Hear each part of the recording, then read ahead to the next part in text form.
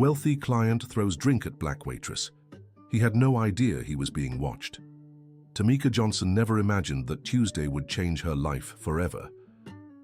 The French champagne dripped down her face as laughter echoed through the main dining room of the most luxurious restaurant in New York City. It was when she felt the cold liquid soak her white blouse that she realized Richard Bennett had deliberately thrown the drink in her face. The 52-year-old businessman laughed loudly as he pointed at her, as if it was some amusing spectacle. "Look at this, folks. The little waitress can't even hold a tray properly," Richard shouted, making sure every customer in the restaurant heard him. "Maybe she should find a job more suited to her level." Tamika stood frozen, feeling tears well up in her eyes. At 38, she had endured many humiliations in life, but this one hurt differently. What Richard didn't know was that she recognized him the moment he walked into the restaurant. What he also didn't know was that a man at table 17 was watching everything intently, discreetly recording every second with his phone placed between the dishes. "Mr. Richard, please, let's handle this civilly," interjected Marcus, the restaurant manager, approaching the table with a forced smile. "Civilly?" Richard rose from his chair, adjusting his expensive suit. "This incompetent woman spilled $300 worth of champagne on my clothes. I want her fired immediately." Tamika wiped her face with the back of her hand, trying to keep her composure. She knew she hadn't spilled anything.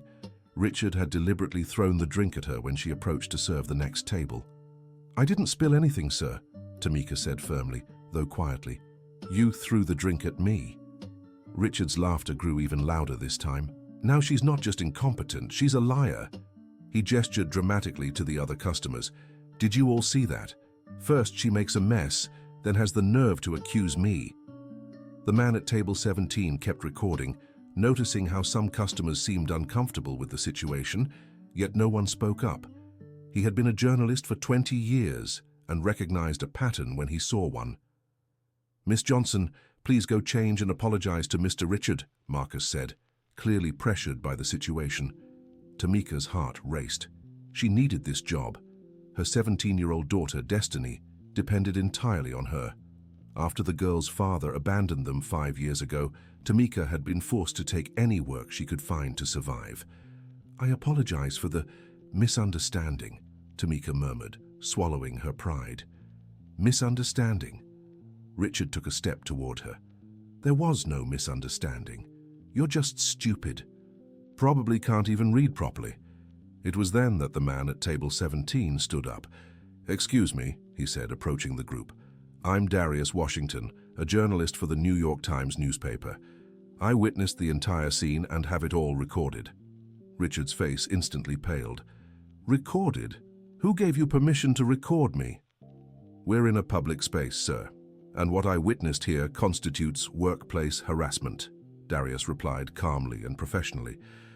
"The young lady didn't spill anything. You deliberately threw the drink at her." Dear listener, if you're enjoying the story, take a moment to like and especially subscribe to the channel. It helps us newcomers a lot. Now, continuing. Marcus glanced nervously between Darius and Richard. The businessman was a regular customer who spent a lot of money at the restaurant. But a scandal in the press would be devastating for the establishment's reputation. "Look here, little reporter." Richard pointed his finger at Darius. "You don't know who you're talking to. I can end your career with one phone call." "You can try," Darius smiled slightly. "But that'll only make things worse for you. I already have enough material for an interesting story about abuse of power." Tamika watched the scene in disbelief. Someone was finally standing up for her, but at the same time she feared the consequences. "Darius," she whispered, "thank you, but I can't afford to lose this job." "Don't worry," Darius replied quietly. "Trust me." Richard noticed their exchange, and his expression grew even more aggressive. "Oh, I see," he said loudly. "You two are plotting something together. How convenient for a reporter to show up at just the right time." "Actually, Mr. Bennett," Darius deliberately used his full name, "I wasn't here by chance. I've been investigating reports of workplace harassment at several businesses in the city for 3 months. Your name came up in 7 different reports." The silence in the restaurant was deafening. Every eye turned to Richard, who, for the first time, seemed at a loss for words. "This is slander," he stammered. "These are documented facts," Darius countered. "And now I have one more." Tamika felt her legs tremble. She knew her life was about to change drastically, but she couldn't imagine how. "Mr. Marcus," Darius addressed the manager, "I recommend reviewing the restaurant's policies on employee protections. At least 20 people witnessed this scene." Marcus nodded nervously, noticing some customers already pulling out their phones to record. "Richard, maybe we should handle this more privately," Marcus suggested. "There's nothing to handle." Richard regained some of his arrogance. "I want this employee fired and this reporter thrown out. Now." "I'm afraid that won't be possible," a woman's voice said behind them. Everyone turned to see an elegant woman in her 60s approaching. She wore a flawless grey suit and carried a leather briefcase. "And who are you?" Richard snapped. "I'm Ms. Elaine Robertson, a labor rights attorney," she replied calmly. "And I just witnessed a clear violation of human dignity in the workplace." Tamika stared at the lawyer in surprise. Why were so many people coming to her defense? "This is turning into a circus," Richard grumbled. "First a reporter, now a lawyer. What an interesting coincidence." "It's no coincidence, Mr. Bennett." Ms. Elaine opened her briefcase and pulled out some papers. "We received an anonymous tip about a possible harassment case happening here today." Darius and Tamika exchanged confused glances. Neither of them had made any report. "An anonymous tip?" Marcus asked, clearly concerned. "Exactly," Ms. Elaine confirmed. "Someone called our office last night saying Mr. Richard Bennett planned to humiliate a specific employee at this restaurant today." Richard's face flushed with anger. "That's ridiculous. Who would do such a thing?" "We don't know," Ms. Elaine replied. "But they knew very specific details, even the time and table you reserved." Tamika shivered. Who could have known all this? And why would anyone go out of their way to protect her? "Listen," Richard tried to regain control. "You don't know who I am. My family has had influence in this city for generations. I can ruin all of you." "Actually, Mr. Bennett," Darius cut in, "I know exactly who you are, and that's why I'm here." Richard fell silent, waiting for Darius to continue. "Your father, William Bennett, was responsible for several illegal constructions in the East Bronx in the 90s, Darius continued. "Constructions that resulted in tragedies that could have been avoided." Tamika felt her blood run cold. In the 90s, she was just a child, but she vaguely remembered something about the Bennett name in the news. "My father passed away 5 years ago," Richard said coldly, "and I won't allow his memory to be tarnished with insinuations."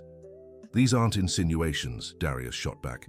"They're documented facts, and it seems abusive behavior runs in the family." The tension in the air was palpable. Other customers began standing up and leaving the restaurant, clearly uncomfortable with the situation. "Ms. Elaine," Tamika finally found the courage to speak, "I appreciate the help, but I don't understand why you're here. I never filed any complaint." The lawyer looked at her with a gentle expression. "Tamika Johnson, 38 years old, daughter of Michael Johnson and Patricia Johnson?" she asked. Tamika nodded, confused. "Your parents lost their lives in the Brookside building fire in 1995.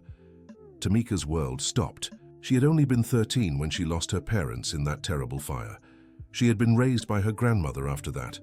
"How do you know about my parents?" Tamika asked, her voice trembling. "Because I represented other families who were victims of that fire," Ms. Elaine replied. "And we discovered the building had been constructed by Bennett Development with multiple safety violations."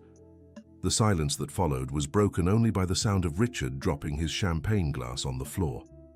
That can't be true," he murmured. "Unfortunately, it is," Miss Elaine confirmed. 17 people lost their lives in that fire. 8 of them were children. Tamika felt her legs give way and had to steady herself on the nearest chair. The daughter of the parents she had lost was now face to face with the son of the man responsible for their deaths. "Tamika," Darius stepped closer to her, "are you okay?" I can't believe it," she whispered.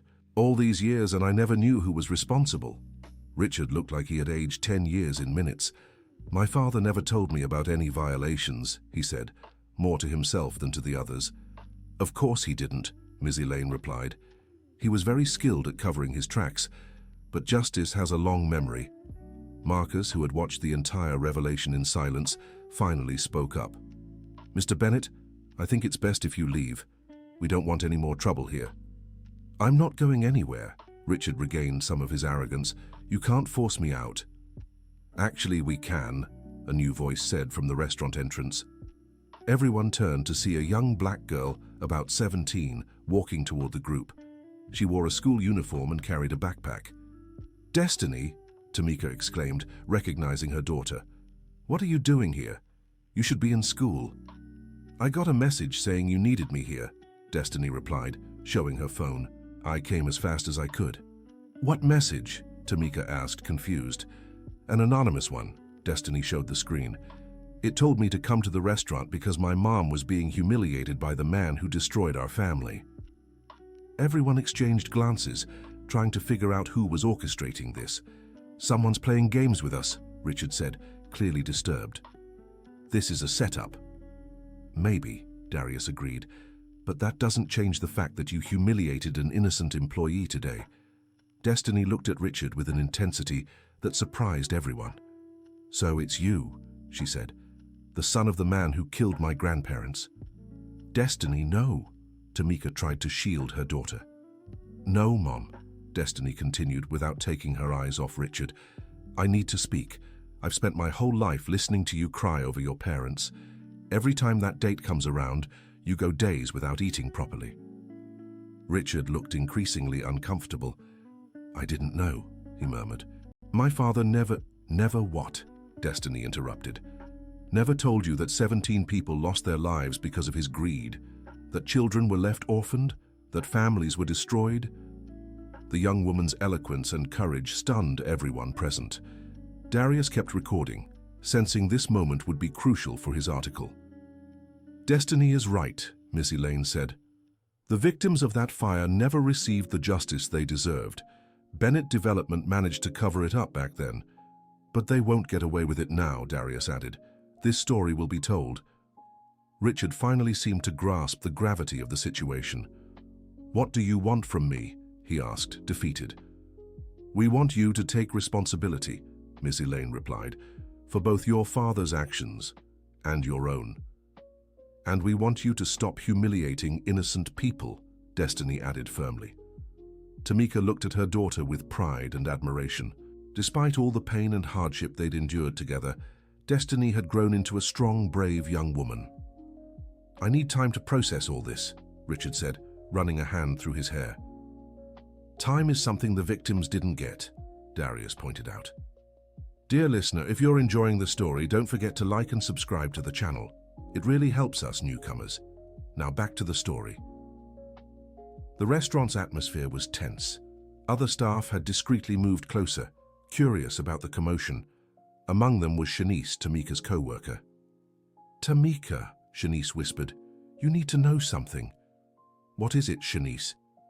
That man has humiliated other employees here, Shanice said nervously, glancing at Richard. LaToya was fired last month after he complained about her, and Keisha was mistreated too. Darius immediately perked up at the information. Would you be willing to testify about this? He asked. With proper protection, yes, Shanice answered. We're tired of staying silent, Richard overheard, and his expression darkened further. You're conspiring against me, he accused. This is harassment. No, Mr. Bennett, Ms. Elaine corrected. This is accountability, something that should have happened a long time ago. Just then, an elegant woman in her 50s entered the restaurant. She scanned the room, clearly looking for someone. Richard, she called. What's going on here? Richard turned pale when he saw her. Vanessa, what are you doing here? I got an anonymous call saying my husband was causing trouble at a restaurant, Vanessa replied, stepping closer. I decided to see for myself. Richard's wife's arrival completely shifted the dynamic. Vanessa took one look at Tamika, still drenched in champagne, and immediately understood. Richard, you didn't do this again, she said, her voice laced with disappointment and anger. Again? Darius asked, intrigued. Vanessa hesitated, then sighed. My husband has a history of mistreating service staff, she admitted. We've had similar problems elsewhere." "Vanessa, shut up," Richard hissed. "No," she said firmly. "Enough, Richard. I can't keep defending the indefensible." Tamika watched the exchange between the couple, realizing there was far more pain there than she'd ever imagined. "Miss Vanessa," Destiny addressed Richard's wife, "did you know your father-in-law was responsible for my grandparents' loss?" Vanessa looked at the young woman confused. "I don't understand." Ms. Elaine quickly explained the connection between the Bennett family and the fire that claimed Tamika's parents. With each word, Vanessa's face grew paler. "My God," she whispered when the lawyer finished. "I had no idea about any of this." "No one did," Richard said defensively. "My father never told anyone." "But this explains so much," Vanessa murmured, more to herself. "What do you mean?" Darius asked. Vanessa looked at her husband with an expression mixing sadness and understanding. "Richard has always had nightmares," she explained. "For 15 years since we got married. He screams in his sleep, talks about fire, about people calling for help. I always thought they were just bad dreams." The restaurant fell completely silent now. Even the kitchen staff had stopped working to listen. "You never told me about the nightmares," Richard said quietly. "I tried to talk about it many times," Vanessa replied, "but you always changed the subject, and over time I noticed you became more aggressive after those dreams." Tamika felt something unexpected: compassion. Even after all the humiliation, she could see Richard was, in a way, also a victim of his father's actions. "Richard," she said softly, "did you know? Deep down, did you always know about the fire?" Richard looked at her for a long moment before answering. "I was 17 when it happened," he admitted. "I remember my father coming home that night completely shaken.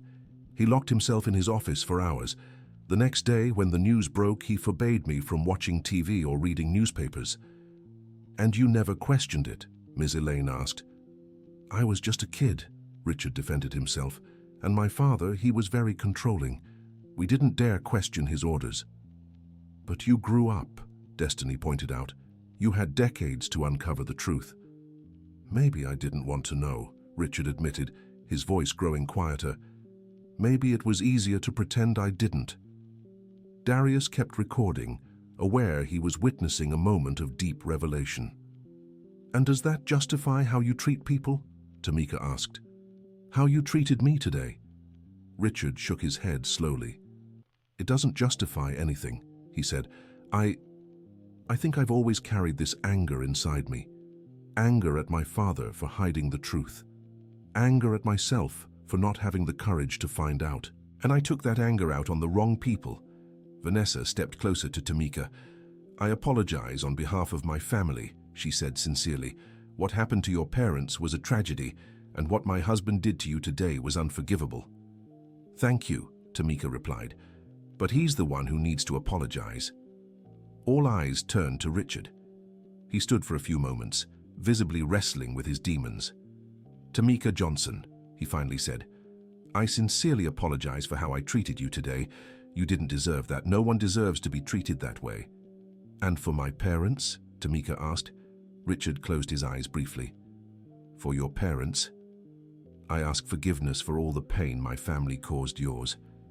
I know words can't bring them back, but I promise I'll do everything in my power to right the wrongs of the past." The silence that followed was heavy, thick with emotion. "How?" Destiny asked. "How will you fix all this?" Richard looked at the young woman, admiring her courage. "I don't know yet," he admitted, "but I'll figure it out. I'll start by investigating all the cases from my father's company. I'll find other victims and compensate them properly." "That's going to cost a lot of money," Darius observed. "Money is just money," Richard replied. "I can't live carrying this guilt anymore." Ms. Elaine approached him. "Mr. Bennett, if you're serious about making amends, I can help you. I have a list of all the known victims of your father's company's negligence." "I accept your help," Richard said immediately. Vanessa smiled for the first time since she arrived. "I fully support this decision," she said. "In fact, it's the first thing you've done in years that makes me proud." Marcus, who had watched the entire scene in silence, finally spoke up. "Mr. Richard, if you're truly remorseful, I'd like to propose something." "What?" Richard asked. That you work here as a waiter for a few weeks, Marcus said, to understand what it's like to be on the other side. The suggestion took everyone by surprise. Work as a waiter? Richard repeated. Exactly, Marcus confirmed. See how it feels to be treated by difficult customers. Understand what our employees go through every day. I accept, Richard said, surprising everyone, including Vanessa. Seriously? Tamika asked, incredulous. Seriously, Richard confirmed. I need to understand what you all go through. I need to put myself in your shoes. Darius stopped recording, realizing he had witnessed something extraordinary. This is going to be quite the story, he murmured. Bruno, Tamika addressed him, thank you for defending me, but I still don't understand how you knew something would happen today. Darius hesitated for a moment. Actually, he said, I got an anonymous tip last night. Someone called and told me Richard Bennett planned to humiliate a specific employee today. They even mentioned your name. My name? Tamika was surprised. Yes. The person said it was very important for me to be here to document everything. Everyone exchanged confused glances.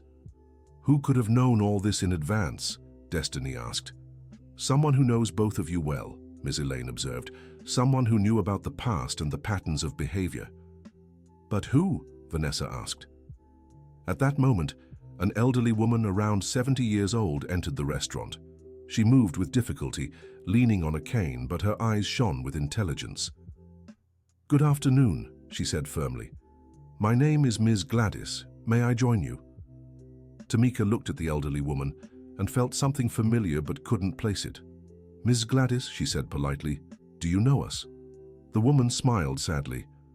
I knew you when you were a child, Tamika, and I knew Richard too, when he was an angry boy trying to deal with his father's secrets. The shock was visible on both their faces. What do you mean? Richard asked. I worked for the Bennett family for 40 years, Ms. Gladys explained. I was the housekeeper. I took care of Richard since he was a baby. Gladys, Richard whispered, you disappeared when I was 20. My father said you'd moved to another state. Your father fired me, she corrected, because I knew too much about the fire. He threatened my family if I said anything. The mystery was beginning to unravel. Were you the one who made the anonymous calls? Darius asked. Yes, Miss Gladys confirmed. I've been watching both of you from afar all these years. Tamika, I knew where you worked. Richard, I knew about your abusive behavior. I decided it was time for you to meet and settle the past. But why now? Tamika asked. Because I'm getting old, Ms. Gladys replied simply, and I can't take this secret to the grave. Richard deserves to know the full truth about his father. And you, Tamika, deserve justice for your parents. Richard Bennett approached the elderly woman with tears in his eyes. Gladys, you raised me as if I were your own son. Why did you never tell me the truth? Because you were just a child, she replied, gently touching his face.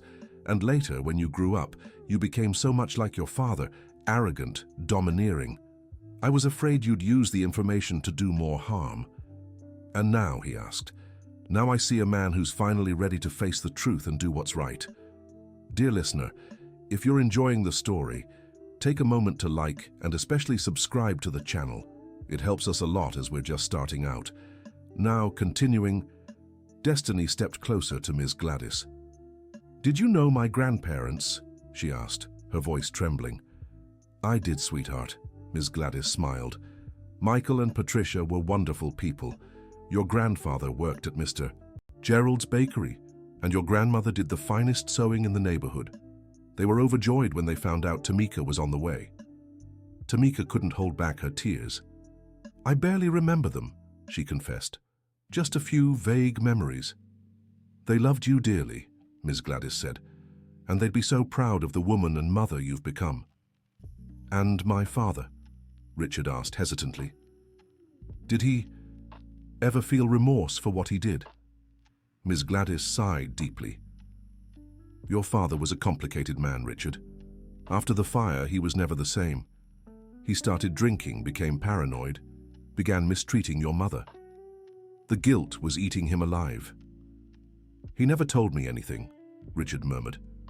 Because he was ashamed, Ms. Gladys explained, but also because he was afraid. afraid of justice, afraid of retaliation from the victims' families. So he chose silence and tried to buy peace of mind with money. That's why he always donated so much to the church, Richard realized. I thought it was faith, but it was guilt. Exactly, Ms. Gladys confirmed. Darius Washington, who had resumed recording, asked an important question. Ms. Gladys, do you have any documents or evidence about the construction violations? I do, she answered, opening her purse and pulling out a yellowed envelope. I kept everything all these years.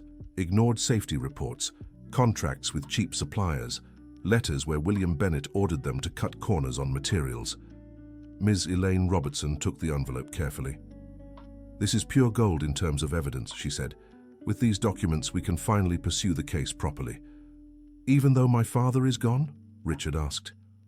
The company still exists, Ms. Elaine explained, and civil liability can pass to the heirs when there's proof they knew about the violations. I accept full responsibility, Richard said firmly. I want to compensate all the victims fairly. Vanessa held her husband's hand. We'll do this together, she said. It's the right thing to do. Tamika looked at the couple, a mix of emotions swirling inside her, anger for years of suffering, but also a strange sense of relief. Finally, after more than 25 years, the truth was coming to light. Richard, she said, if you're truly committed to making amends, I'd like to propose something. What? That we create a fund to help other families who've lost loved ones in similar tragedies, Tamika suggested. Not just your father's victims, but others who've suffered from corporate negligence. The proposal stunned everyone. You'd do that? Richard asked, moved. After everything my family did to yours? I would, Tamika confirmed, because my parents taught me that hate only breeds more hate, and I don't want Destiny to grow up carrying bitterness in her heart. Destiny hugged her mother, proud of her decision. And I want to help too, Destiny said. I want to study law to defend people who go through what we went through. Ms. Elaine smiled. It would be an honor to have you as an intern at my office when the time comes. Marcus, who had followed the whole conversation, spoke up again. If you're creating this fund, I'd like to contribute too, and I'm sure other local business owners would support the cause. That would be wonderful, Vanessa said. We could organize fundraising events, build a support network. Darius stopped recording again. Can I suggest something? He said. How about we use the article I'm writing to promote this fund? Show how a past tragedy can be turned into hope for the future. I fully support that, Richard said. I want my story to be told. I want others to learn from my mistakes. Ms. Gladys, who had watched the whole conversation with a proud smile, finally spoke. You know, she said, I always believed this story would have a better ending one day. That's why I kept all those documents, why I followed you from afar. I knew the truth would come out eventually. And now, Tamika asked, what will you do now? Now, I can rest in peace, Ms. Gladys replied. My conscience is clear. You found the path to reconciliation and justice. Richard knelt beside the elderly woman's chair. Gladys, I want you back in my life. I want to take care of you like you took care of me. I'd be honored, she answered, moved. And you, Tamika, Richard turned to her. I'd like to offer you something beyond financial reparations. What? A job at my office. A dignified job. One that matches your abilities. I've noticed how well you express yourself, how you stay calm under pressure. I need people like that working with me. Tamika hesitated. I don't have a college degree, she said. That can be fixed, Richard replied. I can pay for your education. And while you study, you can work and learn on the job. Mom, Destiny whispered, it's an amazing opportunity. I need to think, Tamika said. It's a lot to process in one day. Of course, Richard understood. No rush, the offer stands. Marcus clapped his hands, getting everyone's attention. Everyone, I know this has been a very intense and emotional day for all of us, but I'd like to propose we celebrate this reconciliation with dinner here at the restaurant. On the house, of course. That's a great idea, Vanessa agreed. How about we all have dinner together and talk about next steps? I'd love that, Tamika said. Me too, Darius added. I can keep gathering information for the article. As long as it's a positive piece, Richard requested, showing how dialogue and honesty can resolve even the deepest conflicts. You got it, Darius assured. Ms. Gladys looked around at the group.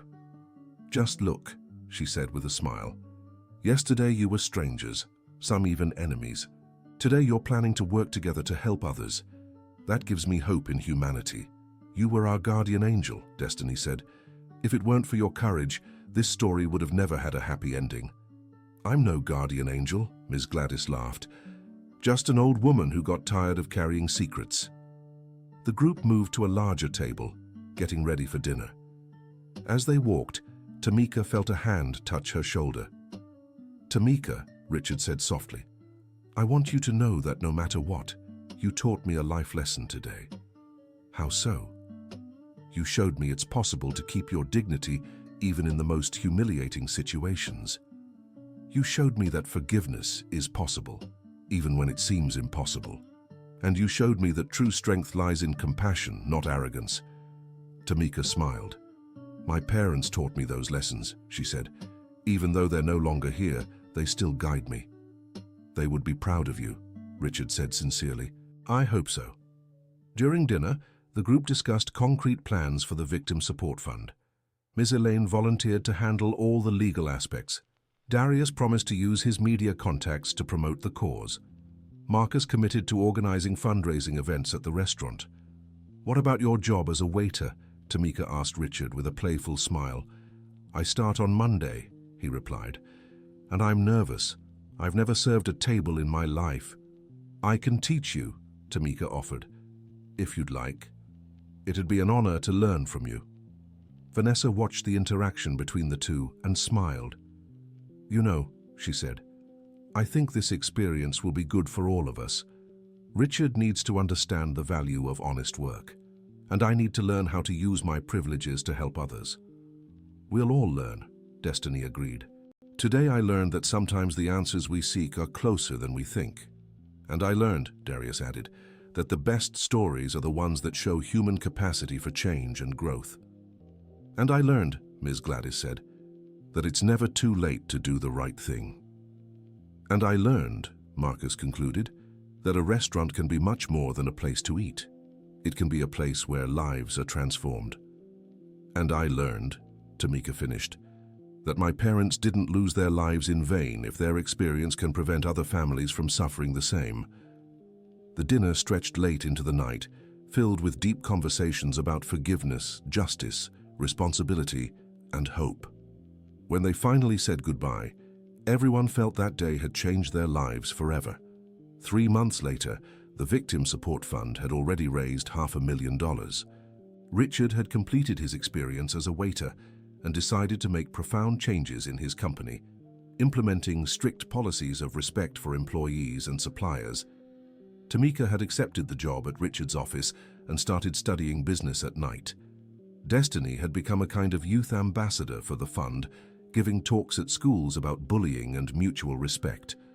Darius had won a journalism award for his story on reconciliation and restorative justice. Ms. Elaine had expanded her firm to handle more cases of corporate negligence. Marcus had turned the restaurant into a model of fair labor practices, earning a certification as a socially responsible business. And Ms. Gladys, at 70 years old, had found a new family. She lived with Richard and Vanessa, helping care for the couple's 2 young children, teaching them the values she had tried to instill in their father so many years ago. The story of that day spread through the city, inspiring others to seek reconciliation instead of revenge, dialogue instead of confrontation. 6 months later, Tamika and Richard stood before a commemorative plaque at the site where the Brookside building once stood. The plaque honored the 17 victims of the fire and announced the creation of a community center funded by the foundation they had established. Do you think your parents would approve? Richard asked. I'm sure they would, Tamika replied. They always believed good could triumph over evil if the right people came together at the right time. And my father. Do you think he would have been proud to see his son correcting his mistakes? I think he would have been relieved, Tamika said thoughtfully. Carrying guilt is a terrible burden. Through his actions, he could finally rest in peace. Destiny approached the two, carrying a bouquet of flowers. "I brought flowers for Grandma and Grandpa," she said, "and also for Grandpa William. He deserves forgiveness too." Richard was moved by the young woman's gesture. "Thank you, Destiny. That means a lot to me." "It means a lot to all of us," Tamika corrected, "because today we're no longer the same people we were 6 months ago. We've grown, we've learned, we've changed.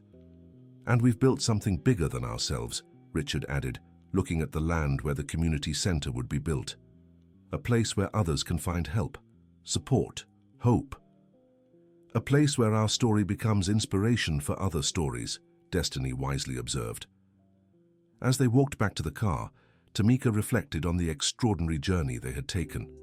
From a humiliating moment in a restaurant to building a legacy of justice and compassion, from strangers with intertwined stories to a family united by a common purpose. "You know," she said, "I think my parents would be proud not just of what we've achieved, but of how we achieved it. With dignity, with forgiveness, with love.